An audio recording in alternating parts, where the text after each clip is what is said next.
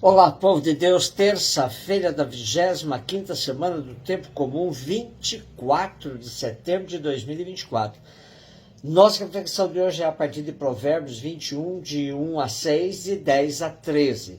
E Lucas 8, 19, 21. O coração do rei nas mãos do Senhor é como água corrente.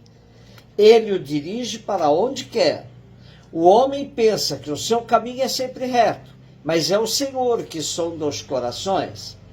Praticar a justiça e o direito é mais agradável ao Senhor do que os sacrifícios.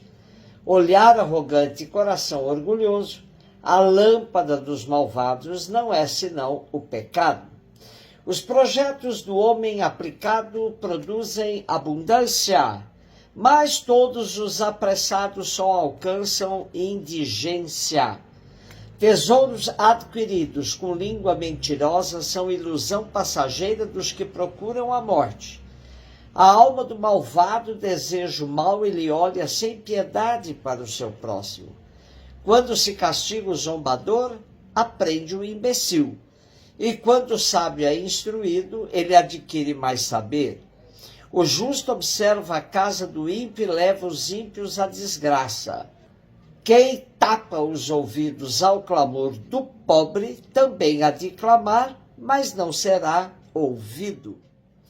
O livro de Eclesiastes nos oferece um apanhado da doutrina sapiencial israelita ou não israelita, recobrindo um período de vários séculos. É, portanto, uma coletânea de ditados populares e sapienciais recolhidos durante muitos anos. Na verdade, é comum identificar 8 coleções distintas de tamanhos diversos, 3 grandes e 5 menores. O conteúdo se assemelha ao do livro do Eclesiástico. O nosso texto de hoje faz parte da segunda coletânea, que compreende do capítulo 10 até o 22, versículo 16, e consta de 375 provérbios individuais que foram colocados sem obedecer a uma ordem ou um determinado esquema de composição. Como sintetizam os exegetas Selin e Forer, as sentenças manifestam uma autoestima pelo rei, tratam inúmeras vezes da maneira de ministrar a justiça e se refere à existência de um povo de agricultores, onde o contraste entre o rico e o pobre nos chama a atenção. Muitos provérbios dizem respeito às relações entre pais e filhos e mostram um alto conceito em relação à mulher. Abstraindo de seu aspecto religioso, a coleção se caracteriza de modo particular pelo fato de julgar o comportamento humano pelo critério do que agrada ou desagrada a Javé. É unicamente Javé quem dispõe da justa medida e é por esta medida que ele examinará os corações, socorrerá o justo, castigará o perverso. Embora haja muitos provérbios que nos remetem ao período pré-exílico, é certo que a redação final de tudo é pós-exílica, por volta do século IV a.C. Destaquemos pela sua atualidade alguns dos provérbios do trecho de hoje. A prática da justiça e da equidade vale mais aos olhos do Senhor que os sacrifícios. Tesouros adquiridos pela mentira, vaidade passageira para os que procuram a morte. Quem se faz de surdo ao grito dos pobres não será ouvido quando ele mesmo clamar. A prática da justiça está acima do que qualquer prática religiosa. Aliás, se a prática religiosa não vier acompanhada da justiça, de nada vale. Enriquecimento ilícito só serve para conduzir a pessoa à morte, pois alimenta sua vida por uma vaidade que não tem consistência alguma. E ser indiferente frente à realidade social que gera pobres e miseráveis vai merecer da parte de Deus também a indiferença quando dele precisar. Lucas 8, 19, 21. A mãe e os irmãos de Jesus aproximaram-se, mas não podiam chegar perto dele, por causa da multidão. Então anunciaram a Jesus: tua mãe e teus irmãos estão aí fora e querem te ver. Jesus respondeu: minha mãe e meus irmãos são aqueles que ouvem a palavra de Deus e as põem em prática. Ouvindo os 3 versículos do Evangelho de hoje, a primeira impressão que se tem é um desprezo de Jesus pela família de sangue.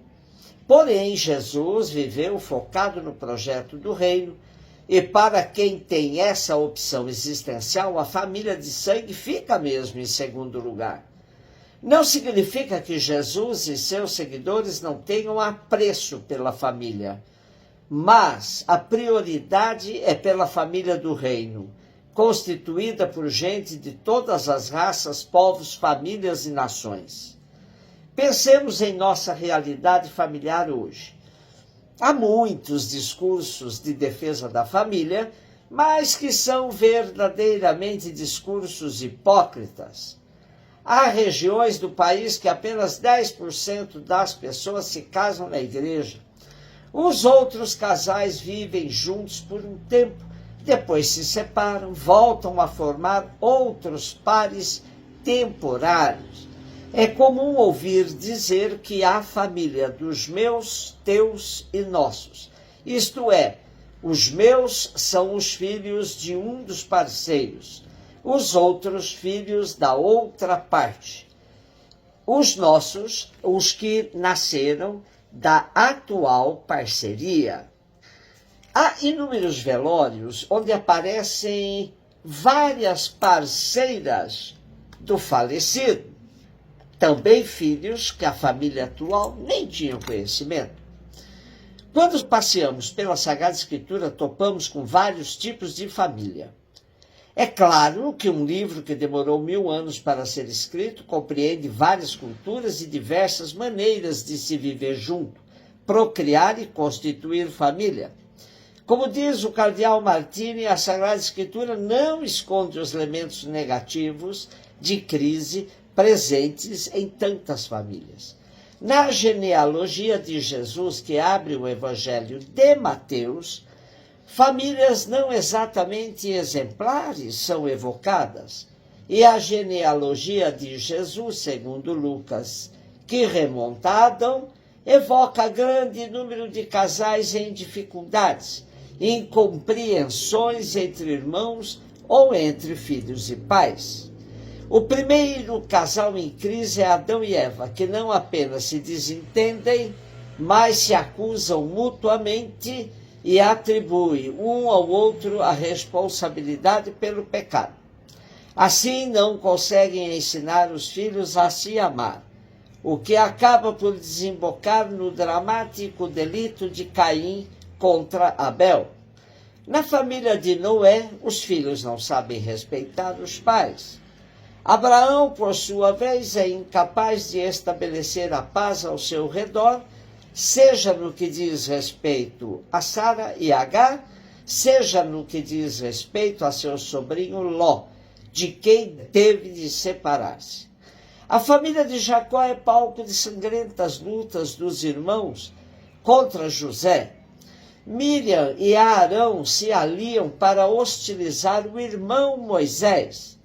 A família de Davi é primeiramente manchada por seu adultério e pelo homicídio, depois pela rebelião de Absalão, que se revolta contra o pai. Enfim, por todos os ódios, homicídios, vinganças familiares, relatadas pelos livros dos reis e das crônicas, e há ainda as desventuras de Tobias e de Jó, com as respectivas esposas. Cardeal Martini ainda afirma que, junto de todas essas famílias em dificuldades, devemos incluir também a família de Jesus, que não deixa de passar por momentos de crise. Basta lembrar o sofrimento de José, que a certa altura quer repudiar secretamente Maria, e a incompreensão de Maria e José sobre a vocação do filho aos 12 anos, quando este se demora no templo de Jerusalém. Portanto, cada vez que falarmos de família, deixemos o romantismo de lado e sejamos francos. Família é um prato difícil de se preparar, mas é a forma que encontramos para dar continuidade ao projeto de Deus, colaborando com sua obra da criação. Um beijo no seu coração.